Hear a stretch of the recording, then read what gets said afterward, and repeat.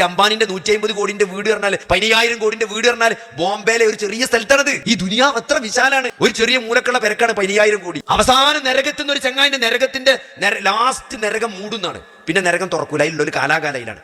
ആ മൂടിനെ കുറച്ച് മുമ്പ് കുറച്ച് ആൾക്കാരെ ഇന്ന് പുറത്തെടുക്കും. ലാസ്റ്റത്തെ ആൾക്കാർ, അവസാനത്തെ വണ്ടിക്ക് വരുന്ന ആൾക്കാരെ കരിക്കട്ടായിട്ടുണ്ടാവൂല്. ഓലെ മാഉൽ ഹയാത്ത് തെളിച്ചിട്ട് ഓലെ ജീവൻ കൊടുക്കുന്നതാണ്. എന്നിട്ട് ഓൽക്ക് കുറച്ചൊരു സ്വർഗം കൊടുക്കും. ആ സ്വർഗ്ഗമാണ് ഏറ്റവും ചെറിയ സ്വർഗം. ആ സ്വർഗത്തിലോ ഈ ദുനിയാവിന്റെ മുഴുവൻ ആഡംബരങ്ങളെക്കാൾ 10 ഇരട്ടി ഉണ്ടാവുന്നതാണ്. ഒരു ബോംബെയിൽ ഒരു മൂലക്കുള്ള വീടിന് 15,000 കോടി. അപ്പൊ ഈ ദുനിയാവും അതിലും എത്രയോ രാജാക്കന്മാർ എത്ര വലിയ ആഡംബരങ്ങൾ ഈ ലോകത്ത് അനുഭവിച്ചു പോയിട്ട് നിങ്ങൾ അറിയങ്ങള്. നമ്മൾ ഈ കാണുന്ന AC നല്ല ആഡംബരം എന്ന് പറഞ്ഞാല് വലിയ വലിയ കൊട്ടാരങ്ങള് ഇതൊക്കെ ഇവിടെ കഴിഞ്ഞു പോയതാണ്. അതിന്റെ ഒക്കെ 10 ഇരട്ടി എന്നാ പറഞ്ഞത് മിനിമം സ്വർഗം. അത് നിലക്കൂല. അവിടെ പിന്നെ വയസ്സാവൂല.